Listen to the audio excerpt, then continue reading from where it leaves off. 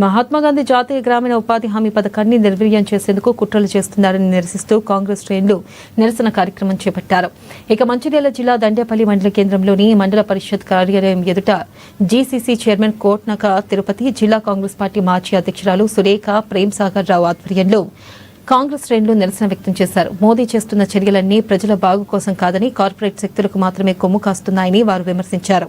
మహాత్మాగాంధీ ఉపాధి హామీ పథకం పేరు మార్చడంతో గాంధీపై బీజేపీకి ఉన్న వైఖరి ఏంటో తేటతెల్లమైందని ఆరోపించారు. కాంగ్రెస్ ప్రభుత్వం ఎంతో కష్టపడి తీసుకొచ్చిన మహాత్మాగాంధీ జాతీయ గ్రామీణ ఉపాధి హామీ పథకాన్ని మార్పులు చేర్పులు లేకుండా యథావిధిగా కొనసాగించాలని డిమాండ్ చేశారు.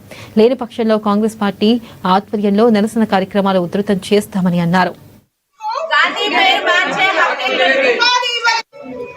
జాతీయ ఉపాధి హామీ పేరుని మార్చిన మోడీ గారు మన్ కీ బాత్ మాట్లాడతాడు తప్ప జన్ కీ బాత్ మాట్లాడాడు. ఆయనే ప్రతి మంత్లో చివరి ఆదివారం ఆయనే సెలవు దినంగా ప్రకటించుకొని ఆయనే ప్రజల గురించి ఆలోచనను పక్కన పెట్టి ఆయన మనసులో ఉన్న మాట మాట్లాడతాడు తప్ప జనాలకు ఉపయోగపడదు. ఇప్పుడు మోడీ గారికి ఒకటే, ఈ ప్రజల తరపున ప్రజా వ్యతిరేకంగా ఉద్యమాలు చేస్తున్నారు కాంగ్రెస్ ప్రభుత్వం.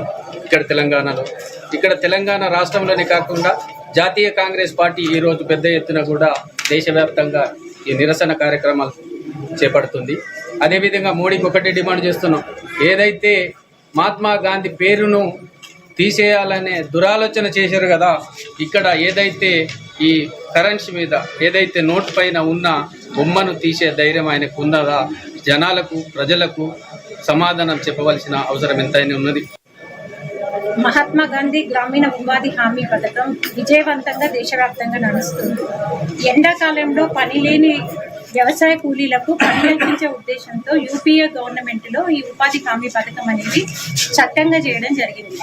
ఇవాళ మోడీ బీజేపీ పాలన ప్రతిసారి వాళ్ళు ఇందిరాగాంధీ మీద దాడి చేస్తారు, నెహ్రూ మీద దాడి చేస్తారు. ఇప్పుడు గాంధీ అనే పేరే లేకుండా చేయాలి ఈ దేశంలో, అది చరిత్రను తిరగరాయాలి అని చెప్పి ఇవాళ ఉపాధి హామీ పథకం నుండి మహాత్మా గాంధీ పేరు తొలగించడం చేశారు. వాళ్ళు పెట్టిన పేరు కూడా ఎంత విచిత్రంగా ఉంది అంటే జీ రామ్జీ, అది దాన్ని guarantee for Rozgar Aajeevan mission Gramin, అసలు అర్థం పద్ధం లేని పేరు ఒకటి పెట్టిండ్రు అక్కడ రాముడిని తీసుకురావడం కోసం.